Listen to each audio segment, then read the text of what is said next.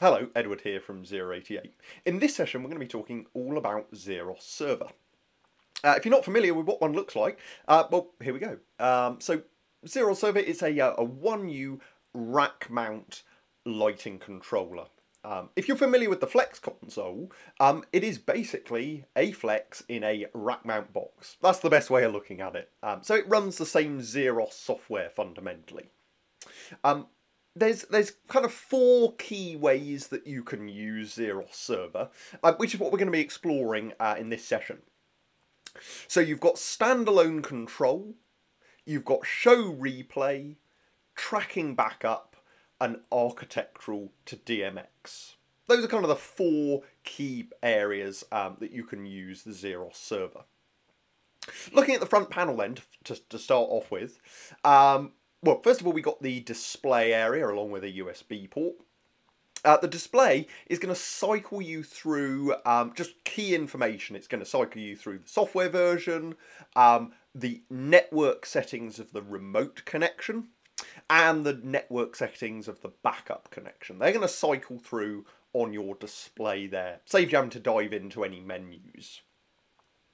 To the right of that, we then have some really useful keys. We have our Go button here. That is the master playback Go button. So like on Flex, you've got your double width Go button with of course a dedicated fader. Well, on the Xeros Server, that master playback has just got your Go button there, meaning you can run through your cues on the master playback directly from the server.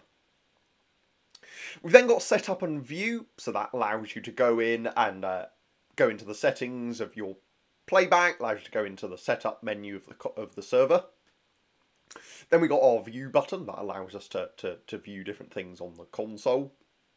And then to the right of that, we have our UDKs, our user definable keys. So let's explore those a little bit further. So what I'm running here is I am running Phantom Xeros, which allows us to emulate any console running the Xeros software. And so for this, I am emulating a Xeros server.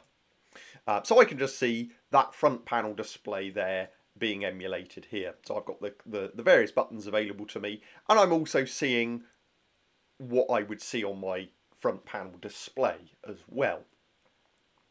To the left of my screen, I have got what would be output on the external monitor. Xeros Server has a DVI external monitor on the rear, and this is just emulating what I would see on that. Now, something else you can do when you're running Xeros Server as Phantom is you can also show the internal touchscreen. So like on a Flex, you have a physical internal touchscreen. Well, you don't have that on the server, but instead you can emulate it. You can open that window on Phantom, which is really useful when you're pre-programming the show on Phantom Xeros.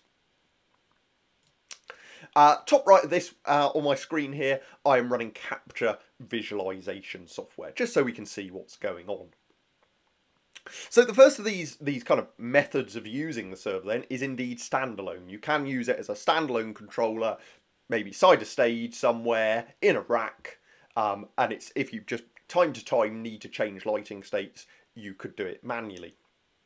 First and foremost, you can access every front panel button that a Flex console has using the keyboard shortcuts. So you can just connect a keyboard to the server and tap away and use the keyboard shortcuts. The list is on our website, so do check out the website. If you can't find it, just drop us an email and we can send you a link to it. But a list of all of those available shortcuts is on our website.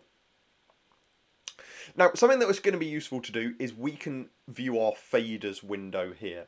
My view button on the front panel, that cycles me through my desktops. I can also use the desktop chooser at the bottom here. And I'm now in my faders window. Your page up and page down arrow on your keyboard are page up and down buttons for the faders. And just a useful one to be aware of, the end key toggles your faders function. Now in this window, by default, if you click on an on-screen fader, it will take you into that playback settings. But what I've done here is I've configured it so I can actually set the fader level. So if you imagine you've got a touchscreen, you can use the touchscreen either directly connected to the server or potentially via iPad or something like that. And I can remote in and set those levels. The way that that can be configured is dive into Setup. There's your Setup key there. And you can then go ahead and go to Settings. And you've got the MFF window settings here. And I've just gone and set that to set fader level. So the faders window is a really good place to start if you want to use the server standalone. Going one step further than that, you can connect wings. So you can connect the standard Xeros wings that are compatible with all consoles running Xeros. Just simply connect it in with USB and you've then got yourself 24 faders that you can use to control the server. Running along the top of the faders window, this is showing us what our UDKs are doing. And our UDKs, of course, are also displayed on our front panel display here, our user definable keys.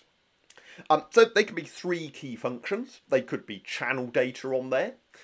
You could have shortcuts on those keys, or they could be some advanced functions. So let's take a look at some of those. On my first UDK there, I've got a bit of channel data on there. I've literally recorded a lighting straight onto that UDK. If you wish to program a lighting state, go and grab your lights that you want. I'm going to go and grab those lights there. I'm then going to go and put those in a position, something like that, and I'm going to put them in a colour. And when I've done that, I can tap R, which is the shortcut for record, and I can then literally tap on any of those UDKs that are flashing away at me. I'm going to double tap clear, and that is mapped to the escape key on Xeros server. And I've now got my UDK there that I can use to recall that lighting state. By default, it will be a flash button, but if you hold the setup key, which of course is also available on your front panel, if you hold the setup key and tap your UDK, that will open your UDK settings on the external monitor. And so I could actually now go and say, no, I want that button function to be a latch, and I'm actually going to apply a fade up and down time. So now that can click that once and it will fade in, click it again, and it will fade down. Now by default the UDKs are page locked, and that means no matter what playback page you're on, and again I'm using the page up and page down buttons on my laptop right now, your UDKs stay as they are. But if I dive into the UDK settings again, I could actually go and turn page lock off and click OK. My little padlock disappears. And that means now, if I change page, well, I could have something else on that UDK. I could have a different lighting state entirely. Maybe I want to go and say 69 through AT, colour 10, get my sight light, and I'm also going to now record that onto UDK number 2. But this is now on page 2. So I can now flash my sight using that UDK on that page, go back to page 1, and I've got a different lighting state on that page. So this means you've got 10 pages of this. So that could give you 40 different UDK, 40 different lighting states directly from your Xeros server's front panel. So that's useful to be aware of. So that's channel data information, but what we can also stick on one of these UDKs is a shortcut. Okay, so a shortcut allows us to tap that button and essentially turn that button into either a group, a palette, or a macro. Macros are really powerful when it comes to Xeros server. Check out a future session that will be running on macros. We're not going to explore macros today, but check out the other session for information on macros. But let's say there's a group of lights that I regularly use. Let's say maybe I want to use group 11 regularly. Well, in that case, what I can do is I can use the syntax group 11, and I tapped my letter G to bring group into my command line. I can say group 11, tap record, and you'll notice I've tapped record, but my UDKs aren't flashing. Normally when you press record, they'll flash. That's because the console knows that I'm recording a shortcut UDK and not channel data. I'm then going to go and tap UDK number 3. And you can see now that's popped group 11 into my faders window.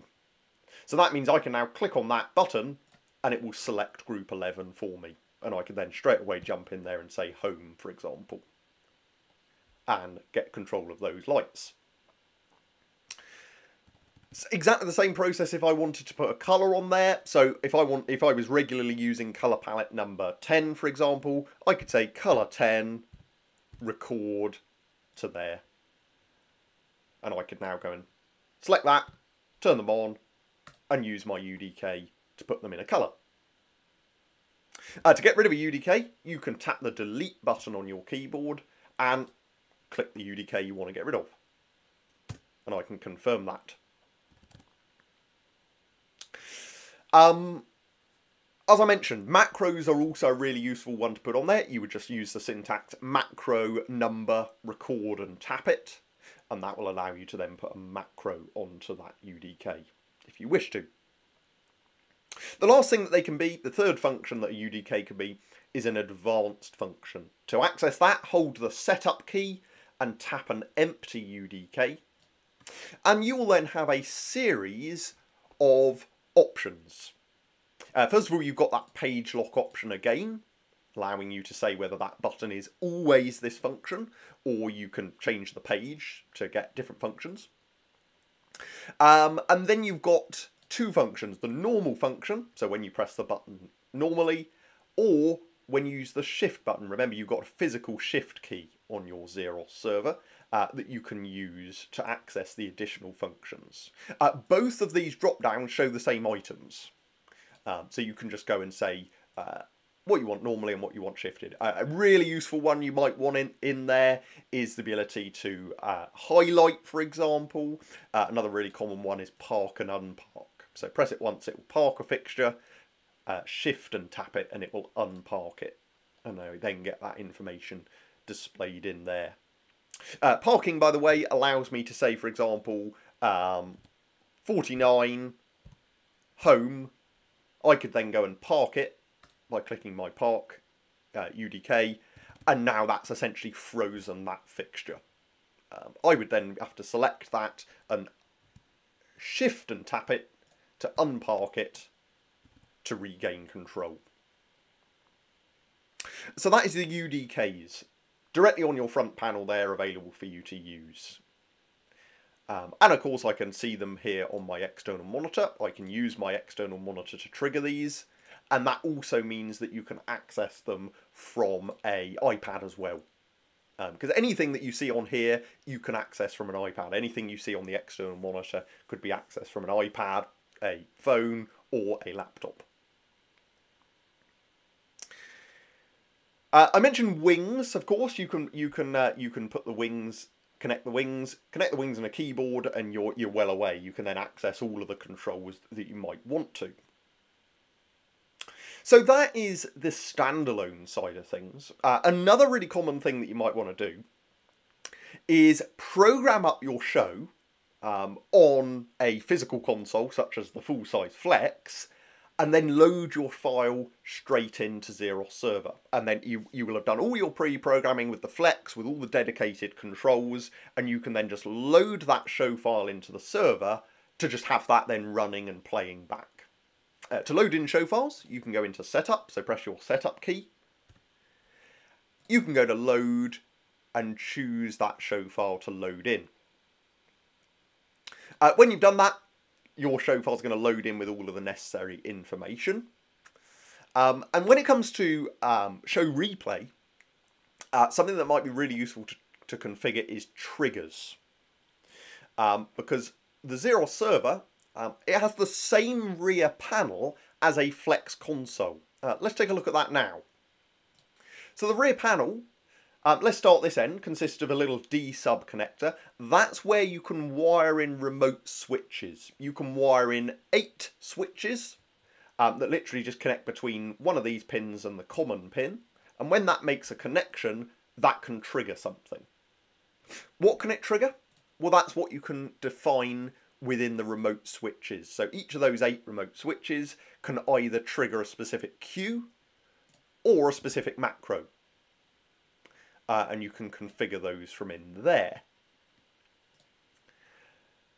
We've then got sound to light for if you're doing stuff with chases. That might be quite useful for gyms and things like that. If you've got just a standard rig, you've got a server in a cupboard somewhere, and it means that you could have your lights flashing to the audio.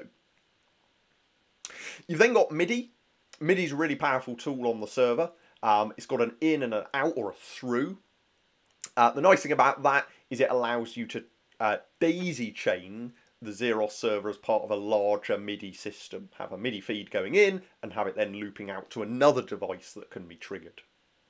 In terms of MIDI, these are your 3 MIDI protocols: MIDI timecode, MIDI show control, MIDI notes. I won't go into detail on configuring each of those protocols in this session.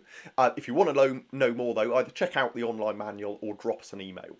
But those are the 3 protocols you can configure. Show control, really useful if you just want to remotely trigger cues on the master playback. Notes, really useful if you want to trigger channels, cues or playbacks. And timecode is really useful if you want to synchronize your lighting states to an audio track, for example. Moving along, you've then got your DMX outputs and your network connectivity. And you've then got your more USB ports, monitor output, and then your CAN connector. Now, not all Xeros servers will have this. This is available on the architectural, the CAN versions of Xeros server only. If you have a standard 088 version, that's just going to be a blanking plate. You won't have the ICANN option there. Before we explore what that ICANN option allows us, though, let's talk about the third way that you can use Xeros server, and that is with tracking backup. So what we mean by tracking backup, and that can be found in devices here, is it means that you could have a Flex console and a Xeros server on your network, and your console, your master Flex console, could be outputting your lighting data over Ethernet to an Ethernet gateway. Something like a 088 gateway 8, Ethernet in, 8 lines of DMX out. So you could have your Flex connected over Ethernet to your 088 gateway, or whatever other gateway you might want, an Ethernet to DMX gateway, and then also have your Xeros server on the network. And if the master Flex console goes offline, whether that be the power is pulled or the network connectivity is lost, the server will automatically take over. It will automatically start outputting data to the gateway. So rather than the gateway receiving data from the master console, instead it will just start receiving data from the backup console. And that would be because of this tracking backup. The master and the backup synchronize together, and the backup is literally just following along to what the master is doing. Let's have a play with that now. These are the settings you can see. I'm on Phantom Xeros at the moment. Let's instead remote into some consoles that I've got on my network here. So for this, I'm going to go and open my Xeros remote monitor application. You can download this for free from our website. It's a Windows application. So on the left hand side, I have my Flex console. You can see desk name Flex there. So on the left hand side, I am remoting into a master full-size Flex console on my network.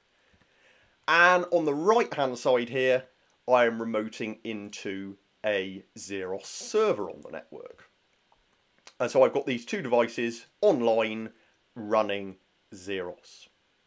And of course, to allow me to remote in, both of them have got the remote apps enabled.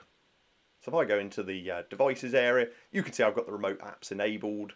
I'm being a bit lazy and not using a password, and I'm also being even more lazy and using a DHCP IP for my network settings. So let's configure the tracking backup. First thing you need to do is on the master device, configure it to be a master and also set the network settings. So this is on my Flex console on the left here. Happy days. I've told it it's the master and I've told it it's DHCP. I can now exit setup and I could now continue to program my show. If I go into system settings, system information, you can access that remotely by just tapping a question mark. I can then go to the network overview and I can see that in my status here, my network status, tracking backup, this console is a master and it is listening. It's not currently connected. It is listening and waiting for a master console to be online. For a backup console to be online, sorry.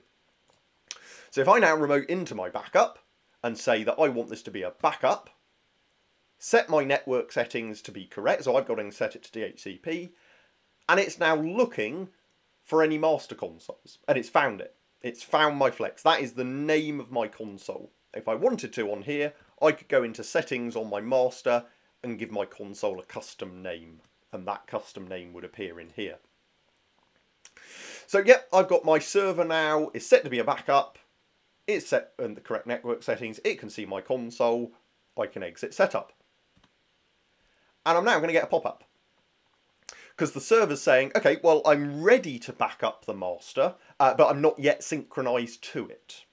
And this is the option where I can either say, send the master show file to the server, or send the server show file to the master. So you just need to be aware at this stage, because obviously you're going to be overwriting the show file on one of these devices. You're just making the decision on what one. Well, in most cases, you're probably going to want to grab the master's show file. So I'm going to say, it's saying show files are not synchronized. Which show file do you want to load? I want to load the master's. So if I click master, it's now going to grab my master's show file over the network. It's grabbed it over the network and it's now synchronized. This on the right hand side here is now what I would see on the external monitor of my server. It's just quite happily backing up my master console. If I were to go into setup, I'm going to add some fixtures. I'm going to be really lazy and just add 12 dimmers. Add those in, come out of the setup. And I'm now going to turn those on my master console and I'm going to record that onto my master playback. I'm then going to have those dropping down to 50%. I'm going to record that as another cue on my master playback. And I can then run these cues. As I run these cues, you will see that I get the status here. I've got the status being displayed saying stack 0, and that's the master playback. And I've got the current queue number and the next queue number. And as I run these on my master console, I can see how that updates. And my backup is just constantly following along. And it's just listening and looking at what my master's doing. If I were to go and take control now on the server, bang, it now has control and it is now resuming outputting Q2 and controlling my lights. I can now go into Q1 and you'll notice now I'm in the situation where my master is sat there ready to take control again.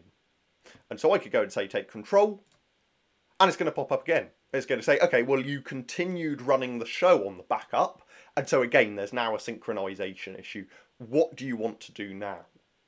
Well, in my case here, because I was using the backup, because I'd made a change on the backup in terms of running through my queues, I want the most recent. So I'm going to say, yep, yes, please, I want to grab the show file from the backup.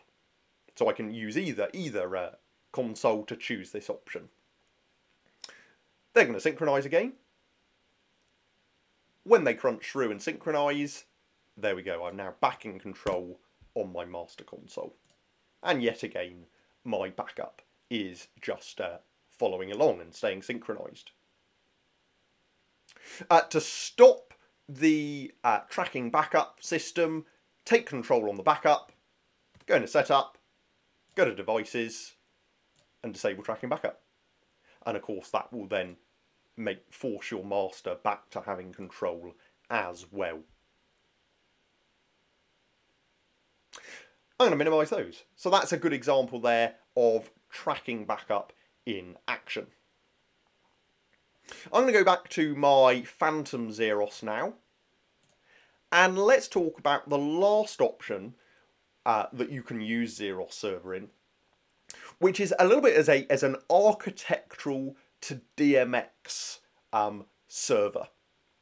So what we mean by that is it's taking an architectural lighting control protocol and converting that to DMX to control your entertainment lighting. Now, what applications could you have with that? Well, the most basic version of that is you could have button panels around your venue. They could control just standard architectural lighting in the venue, but messages from those button panels could go into the back of your Xeros server.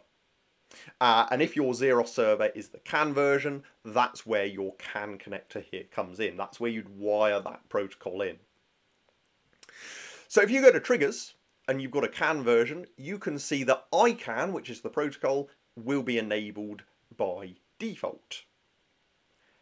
And first thing to be aware of with the ICANN protocol is it fundamentally consists of area numbers, and within those areas you have scenes. So let's take a really basic, for example, 8-button button panel. That might be set to area 1, and then each of the buttons on that panel are scenes 1 through to 8. So all of them are within area 1, scenes 1 through to 8. And what I can do is I could, essentially in Xeros, areas are mapped to playbacks. So if I come out of setup and I go and view my master playback here, I'm just going to go and program some very basic cues. So fixture 49, that's my first cue. Turn that off. Grab the next light, that's my next cue. I'm just going to repeat that again. So I've got 3 cues now. If I dive into the settings of my master playback, you can hold the setup key and tap the master playback's go button. Go to advanced and you've got your CAN virtual area. So what I could say is okay, well I want this to be a virtual area of 1 and click OK. And so now this is listening for scene messages on area number 1 of this ICANN protocol. So that means if I've got my button panel now and I send it and using this button panel, which is configured to be area 1, and I go and press button 2, that is going to trigger Q2 of this playback. Equally, if I go and press button 3, that's therefore going to go and trigger Q number 3 of this playback. You could have multiple button panels for different areas in your venue, and each of these areas could just have a different playback on your server. And you can just literally go into the settings here and configure which area number this playback is assigned. It's not just button panels, there's loads of different devices you can configure. You could have touch screens that if you press it, it sends an area command along with a scene number. And so you can integrate that fully with the server. Now, the last thing to be aware of when it comes to an architectural system is you can send architectural source controller information, and that can output raw DMX values from your server. So if I dive into the settings, go to triggers, I can add a source controller. And this is just a way that in the architectural configuration software, this now gives me access to control remotely via the server the first block of 128 DMX channels. And so you'd be able to see those displayed in the architectural configuration software, and you could then go in and say, right, bring up DMX channel 2. And that would just literally tell the server to output channel DMX channel 2, and it would just control it with the raw DMX values. So that's Xeros Server. That is an overview of all of the various kind of methods you can use it, and some tips and tricks along the way on how you can best get the most out of those various ways of using the server. I hope you found it useful, and if you've got any questions at all, please do drop us an email to support@xero88.com. Thanks very much for watching.